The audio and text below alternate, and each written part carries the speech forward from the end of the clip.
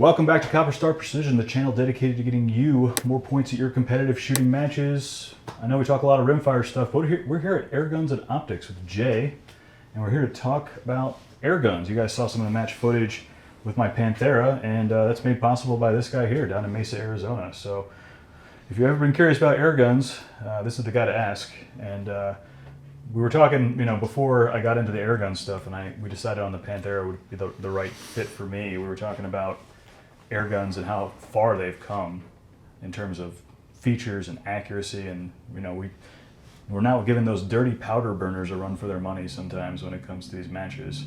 So it's not like a little daisy pea shooter shooting at soda cans in the backyard. You've got some really impressive airguns out here. This is Jay's Panthera up here. We've got the new FX DRS and a Saber tactical chassis. Quite a few other guns. The new M4 compact. This is a fun little backyard shooter. And we got some big guys over here. So in terms of air guns, what have you seen? Because I've seen a lot of evolution over the last couple of years, but being someone in the business, what has been the thing that has been stand out for air guns and accuracy and things we can do with air guns now that maybe we couldn't do 10, 15 years ago? I think one of the big things is the amount of power that they can generate now with the size of the plenums. Almost all these guns have a power plenum on them somewhere that gives you regulated air that's sitting right behind the valve, ready to send your projectile downrange. Where in the past, it had to get drawn through the regulator, maybe two regulators, then go through the valve to send it downrange. So that gives you more power to shoot slugs, and slugs have a much higher BC than pellets do. So not only have we made them more powerful, we've extended the range and extended the accuracy at range. Yeah, so most pellet technology has been around for a long time. The skirted pellets that are actually drag stabilized instead of spin stabilized. But now we're actually seeing faster twist rates in the barrels and barrel liners. And we're actually approaching, like my Panthera is in 22 caliber and I'm shooting 40 grain slugs. So I'm shooting virtually the same projectile as a 22 long rifle cartridge.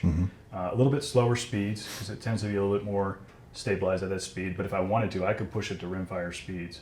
But in terms of the velocity spread, and tunability, right? We talk about, if you shoot center fire or you hand load or reload for any of your center fire cartridges or handguns, you can tune things in the reloading room, but you can't tune necessarily 22 long rifle. You're at the mercy of the lot number and the manufacturer, their quality control. Whereas most of these guns have either you can tune it on your own or you can tune it on the gun at the range. Yeah. So some of them have external adjustments like the Panthera and the Impact that you can adjust the hammer spring, which in turn will adjust your velocity on the fly. Yeah, so you can find a velocity window. And when we talk about like extreme spreads in rimfire ammunition, you're looking at if you have extreme spread less than 20 feet per second and standard deviation hopefully in the single digits, but probably closer to 10 feet per second.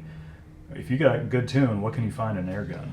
Plus or minus 1 foot per second. Plus or minus 1 foot per second. So when we talk about accuracy, precision shooting, we're always talking about consistency, right? Yeah. And because of all the technology in terms of that plenum that delivers that burst of air, opening and closing the valve, the same hammer spring force every time, you're pushing that projectile the same way every time. Doesn't matter if you're a grain off on powder or anything like that, or if you got a weird shaped bullet or something like that, but you are, plus or minus 1 foot per second. And, I think last time I shot 20 round string, standard deviation of like 1 or 2 feet per second, extreme spread of maybe 3 or 5. Yep. And when we talk about that long range accuracy, that is what makes the difference long range. It may not show up in groups of 50 yards, but it really matters when you're stretching out to distance.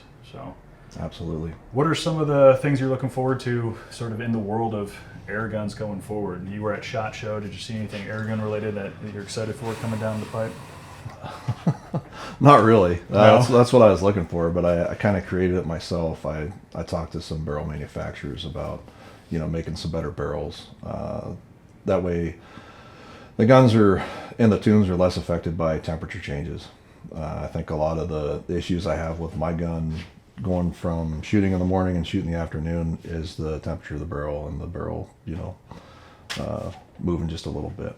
Yeah, for us in Arizona, in the summer it's like over 100 all the time, but we're in that weird spring season where mornings can and afternoons can be 30, 40 degree temperature swings. So Yeah. definitely has an effect on harmonics or whatever. Luckily, if your gun falls out of tune, you can retune it right at the range. Absolutely. So, I mean, that's a huge advantage. But we've got some exciting stuff over here. What, you want to talk about this big bore gun? I mean, it looks like a 50 cal back there. Yeah, it's a 457. That's a gun that I used to compete at the EBR with. Just this past year, it was a prototype at the time, but I think they're available to the general public now. I'm still waiting for inventory to come in for the customers that I have that are interested in purchasing one. But you took home some hardware at Extreme Adventurist. yeah, it's a champion now. So it's 59 inches overall length. The bottles are rated for 7,000 psi. That is insane. I'm shooting just about 900 feet per second. I'm shooting a 336 grain slug, and it's sub MOA in my testing, definitely to 400 yards. That's incredible. At 100 yards, it puts them in the same hole. I've got 2 shots through one hole that you can't tell are 2 shots. It looks like one. That's wild. I'll get some close-up pictures of that later. But I mean, when we're talking about pushing the limits, we've got anything from 17 caliber little shooters and stuff that you see in the Olympics, really, up to really big bore stuff. I mean, you could probably take medium-sized game with that, coyotes and stuff. Big game. Big game. Yeah, there's guys that have taken elk with a 457 that in Arizona. There's guys that hunt with 457s in South Africa or Africa.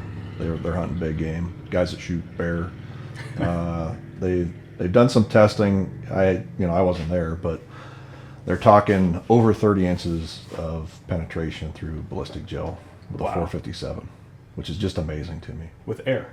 Yeah. With air, no gunpowder. That's incredible.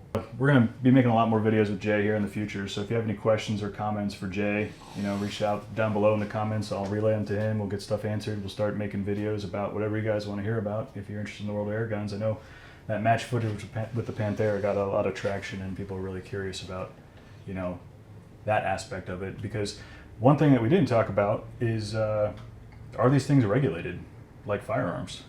Over the counter. Over the counter. You can buy one, get it shipped to your house, no forms to fill out, anything like that.